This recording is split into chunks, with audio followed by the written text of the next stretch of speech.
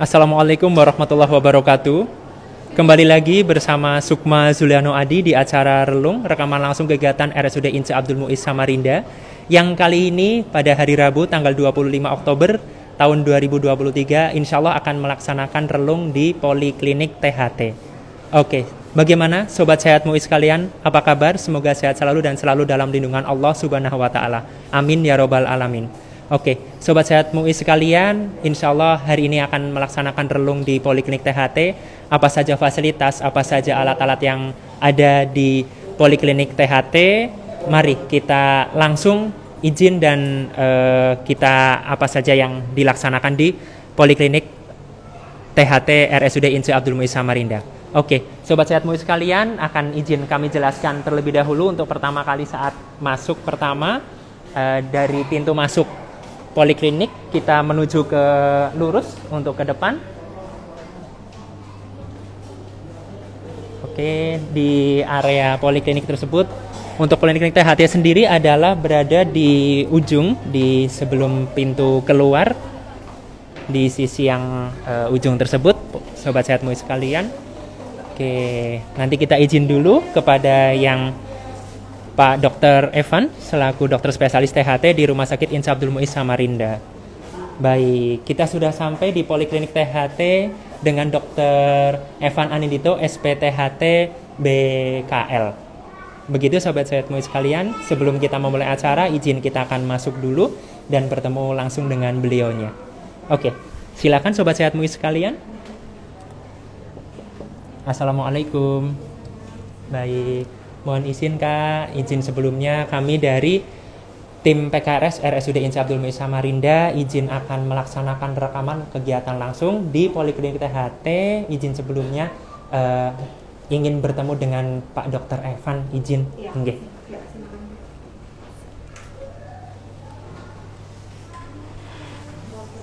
Selamat siang dokter, mohon izin sebelumnya dok. Baik, Sobat Sehat MUI sekalian, beliau adalah Dr. Evan Anindito. Izin sebelumnya, maaf dokter, maaf nih dok. Sini. Iya dokter, bismillah. Oke. Mungkin bisa dikenalkan terlebih dahulu dokter kepada Sobat Sehat MUI sekalian dok, izin. Oke, perkenalkan, saya Dr. Evan Anindito, spesialis THT BKL yang melayani Poli THT.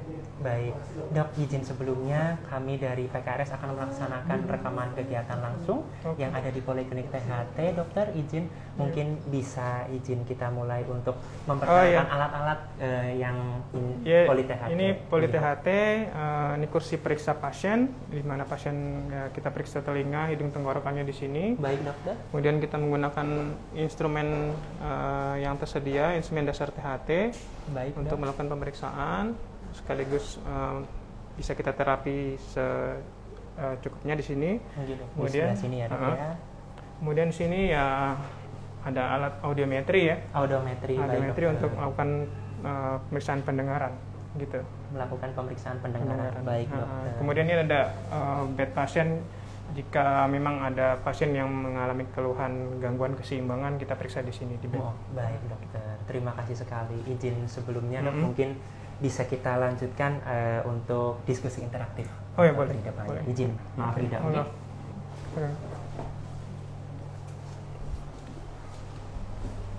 Oke, sini saya. Mohon izin dok. Oke. Baik. Oke. Dokter, mohon izin ada beberapa pertanyaan yang ingin kami sampaikan dan tanyakan kepada Dokter Evan. Yang pertama, kalau boleh tahu apa yang disebut dengan Poliklinik THT, dokter, izin. Oh gitu ya, Poli THT BKL di RSUD Muiz sama seperti poliklinik yang lainnya melayani pelayanan poliklinik spesialis. Baik, khususnya di keluhan di bidang telinga, hidung maupun tenggorok, dan juga mungkin ini yang jarang diketahui ya BKL-nya ya. BKL itu adalah bedah kepala leher. Jadi untuk keluhan dari telinga, hidung, tenggorok, seandainya ada memerlukan indikasi pembedahan, jadi kita juga berkompeten untuk melakukan pembedahan khususnya di bidang keluhan telinga, hidung, tenggorok gitu. Masya Allah, baik. Begitu Sobat Sehat MUI sekalian, jadi beliau adalah spesialis THT dan BKL gitu, mohon izin seperti yang disampaikan oleh Pak Dr. Evan. Dok, izin kalau boleh tahu bagaimana alur pelayanan di poliklinik THT BKL tersebut, izin dokter. Alur pelayanan ya sama, kita bisa pasien bisa mendaftar secara online melalui aplikasi atau website, kemudian bisa juga dengan datang langsung ke RSUD Al-Muiz, Baik, kemudian mendaftar di depan, kemudian nanti ya dilayani langsung di Poli THT. Oh gitu. Seperti yang lalu, untuk sobat sehatmu sekalian yang sedang akan melaksanakan ataupun mengunjungi ke poliklinik THT BKL tersebut, silakan untuk bisa mendaftar terlebih dahulu, baik dari hotline di Rumah Sakit Insa Abdul Muiz maupun langsung mendaftar di depan di front officer. Selanjutnya nanti akan diarahkan bertemu dengan Dokter Evan kepada beliau. Baik. Selanjutnya izin dok, kalau boleh tahu pasien dari Poli THT BKL tersebut berasal dari mana saja dok? Apakah ada juga vaskes yang merujuk ke poli ini dok? Izin dok. Oh iya, ya namanya rumah sakit ya, maksudnya rujukannya mungkin dari sekitar puskesmas di daerah Samarinda seberang terutama ya. Kemudian juga dari dokter-dokter yang vaskes primer dari BPJS, dan juga mungkin ada lembaga medical check up yang memerlukan validasi dari dokter THT-nya. Oh begitu, baik. Jadi lengkap ya dok ya, ada beberapa semisal dari pasien yang pertama, selanjutnya dirujuk kepada dokter Evan, nanti mungkin untuk ditindaklanjuti lebih mendalam lagi, mohon izin seperti itu. Begitu sobat sehatmu sekalian. Selanjutnya dok, kalau boleh tahu keluhan-keluhan apa saja dok yang biasanya mungkin merujuk ataupun datang ke Poli THT BKL tersebut dok? Kalau yang selama ini saya alami, yaitu keluhan pasien yang datang ya terutama kalau di bagian telinga, yang biasanya ya gangguan pendengaran ya, gangguan pendengaran, kemudian keluar cairan dari telinga, nyeri telinga, kemudian kalau dari hidung mungkin biasanya keluhan pilek yang kambuh-kambuhan, terus kemudian buntu hidung, ya itu biasanya seperti itu. Kemudian kalau dari tenggorok biasanya ya nyeri telan, gangguan menelan, kemudian suara yang parau gitu, khususnya sih. Dan juga kadang sesekali mungkin ada yang benjolan ya, benjolan tumor gitu di daerah telinga atau daerah leher gitu, bisa sini juga. Begitu sobat sehat sekalian. Jadi banyak sekali keluhan, terutama mungkin maaf bagian hidung ataupun maaf pendengaran atau maaf yang tenggorok tersebut, bisa bertemu dengan dokter Evan dan insya Allah akan diperiksa, akan dilayani oleh beliaunya secara komplit, mohon izin seperti insya Allah seperti itu. Selanjutnya dok, kalau terapi atau pemeriksaan apa saja dok yang ada di poliklinik THT BKL, izin? Oh gitu. Di Poliklinik THT BKL di RSUD Al-Muiz Samarinda ya tentunya kita melakukan pemeriksaan THT dasar ya. Pemeriksaan THT dasar itu fungsinya untuk menegakkan diagnosa keluhan-keluhan yang dialami pasien, baik itu dari telinga, hidung, tenggorok. Kemudian kita juga menggunakan pemeriksaan audiometri dengan menggunakan alat yang tadi untuk menilai derajat gangguan pendengarannya. Jadi kita bisa menentukan dia derajat ringan, sedang, atau berat. Dengan audiometri juga kita bisa menentukan mungkin alat bantu yang cocok untuk alat bantu dengar yang cocok untuk pasien dengan gangguan pendengaran. Kemudian mungkin pemeriksaan lain, pemeriksaan keseimbangan yang di bed pasien tadi, terus sama pemeriksaan apa ya yang dasar mungkin bisa dilakukan GAT utala mungkin. GAT utala. Oke. Lengkap sekali sobat sehatmu sekalian, pemeriksaan ataupun terapi-terapi yang dilaksanakan oleh Dr. Evan Anindito, spesialis THT BKL tersebut. Jadi insya Allah semisal maaf sekali sobat sehat Muiz yang sedang ada mengalami keluhan di bagian THT ataupun maaf tenggorokan, hidung dan telinga tersebut, bisa izin bertemu dengan Bapak dokter kita seperti itu. Baik dok, izin dok, ini semisalnya dok ada mimisan dok, izin, nah itu penanganan secara awalnya itu bagaimana gitu dok, izin dok? Oh iya, ini sering ya, maksudnya di lingkungan kita mungkin ada keluarga atau sahabat atau kolega yang mungkin tiba-tiba mimisan. Itu kadang kali bingung harus Iya. seperti apa, panik. Nah, biasanya kalau yang ingin saya sampaikan mungkin informasi kepada sobat MUI semua ya, pertama ya jangan panik ya kalau udah mimisan. Mimisan kalau kita panik kita makan amburadul tuh anunya ya, jadi kita harus tenang. Yang paling gampang adalah memencet kedua cuping hidung nih, kedua pencet. Pencet dengan posisi kita duduk, kepala sedikit menunduk, kita tekan saja selama mungkin 5-7 menit. Biasanya sih berhenti karena perdarahan atau mimisan itu kan terbagi dua ya. Kalau dari THT, mimisan karena pecahnya pembuluh darah di bagian anterior atau bagian depan, atau dari bagian belakang, bagian posterior. Nah, sebagian besar kasus mimisan ini disebabkan karena pecahnya pembuluh darah di bagian anterior. Jadi dengan cara kita memencet kedua cuping hidung selama 5-7 menit, biasanya akan berhenti. Nah, seandainya kalau sudah kita lakukan tapi masih merembes ke tenggorokan, artinya mungkin ada perdarahan di bagian belakang. Nah, mungkin yang bisa kita lakukan mungkin kumur-kumur dengan air es, atau dengan mengkompres daerah hidung dengan es batu gitu. Nah, tapi ya kita tetap harus memeriksakan ke fasilitas kesehatan terdekat ya, UGD atau dokter gitu. Baik, begitu Sobat Sehatmu sekalian. Jadi maaf jikalau ada keluarga atau mungkin teman dan sahabat dari Sobat Sehatmu sekalian ada mimisan, langkah-langkah yang beliau sampaikan itu bisa untuk diaplikasikan secara awam, maaf ya maksudnya secara kita sebagai masyarakat umum begitu. Selanjutnya Dok, bila mana ada pelamar pekerjaan Dok yang membutuhkan pemeriksaan, kan maaf biasanya ada yang pekerjaan maaf bising begitu Dok, itu kalau boleh tahu menggunakan pemeriksaan yang bagaimana atau yang mana, izin dokter maaf? Oh iya, biasanya kalau untuk karyawan yang terpapar bising, kadang mereka kan ada medical check up-nya ya. Nah, medical check up-nya itu biasanya menggunakan audiometri. Nah, dengan audiometri itu kita bisa menilai apakah seseorang memiliki gangguan pendengaran, kemudian kita nilai derajatnya ringan, sedang, berat. Nah, kita bisa menentukan nih dengan audiometri, hasil dari audiometri kita bisa menilai apakah gangguan pendengaran itu tidak mengganggu pekerjaan dari orang tersebut atau sang karyawan ya. Gitu. Kemudian apabila mengganggu ya, istilahnya kalau memang ada gangguan dari pendengarannya, maka kita sarankan untuk menjalani terapi dulu. Menjalani terapi dulu baru kita berikan rekomendasi apakah karyawan bisa bekerja dengan optimal dengan gangguannya seperti itu.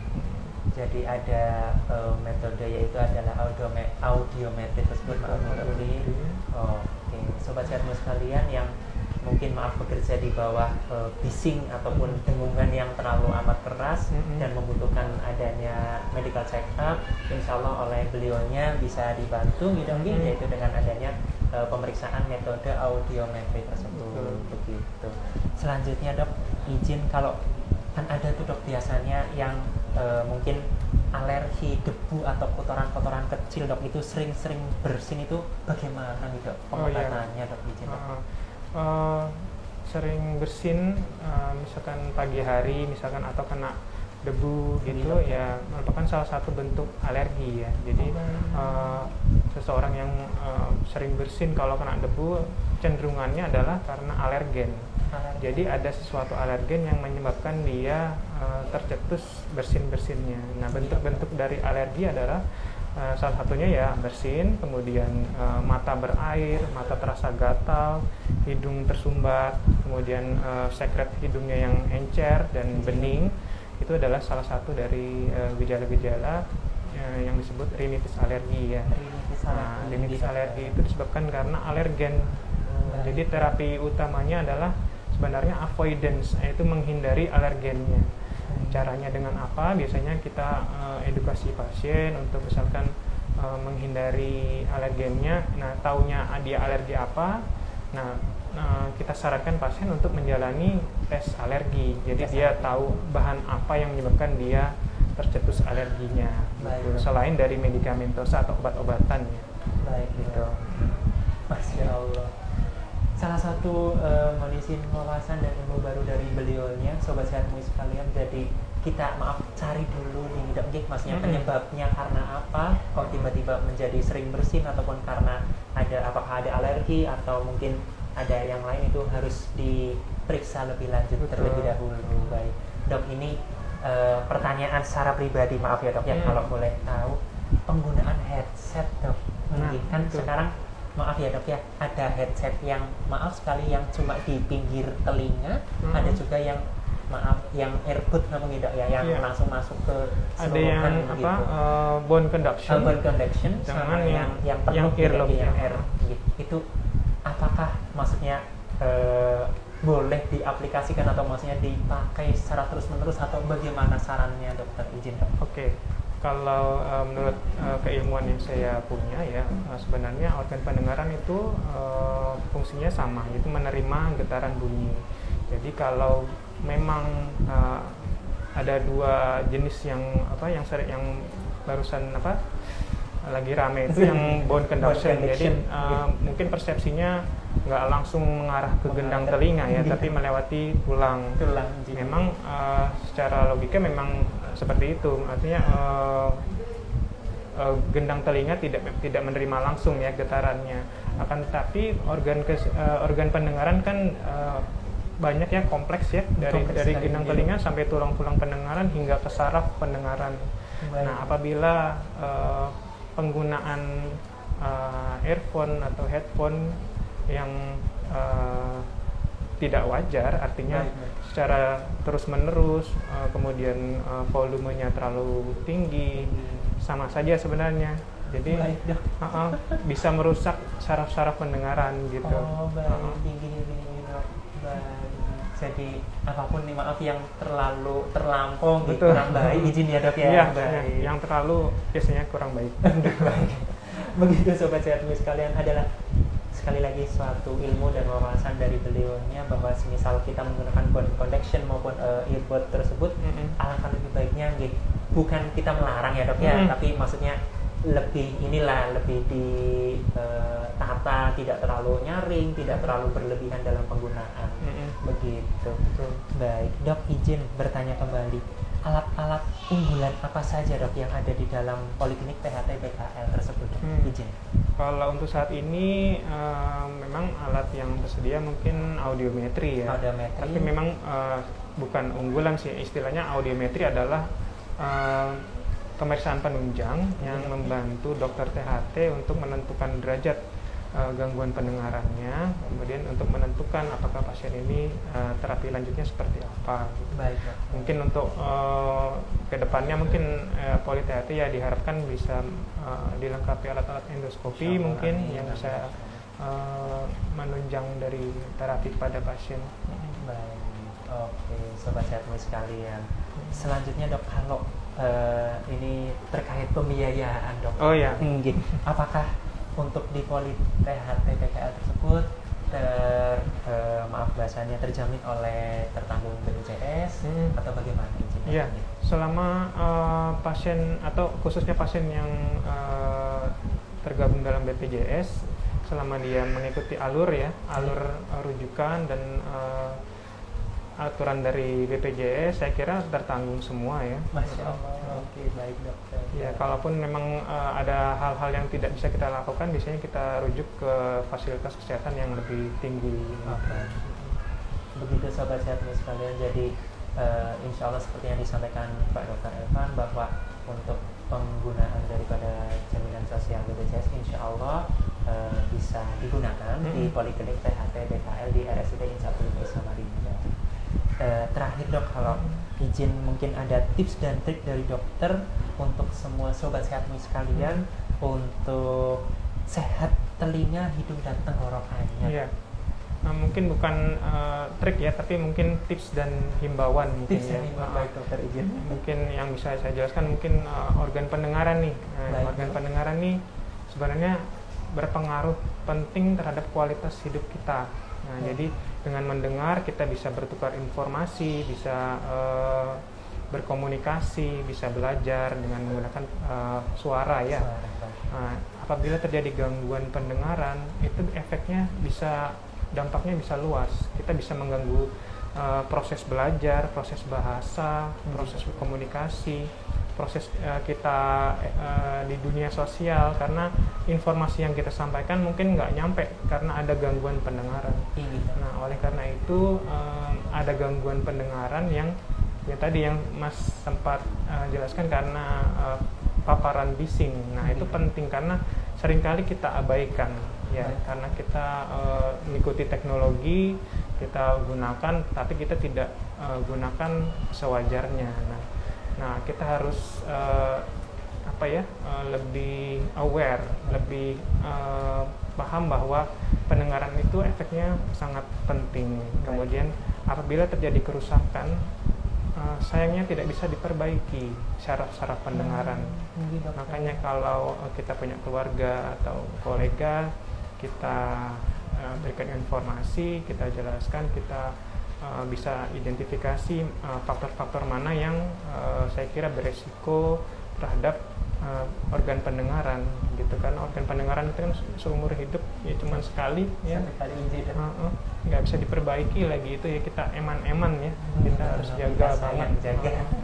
Itu kalau pola hidup sebenarnya, kembali ke pola hidup. Jadi penggunaan atau bising tadi gunakan sewajarnya, volumenya dikecilkan, intensitasnya dikurangi, istirahatkan telinga.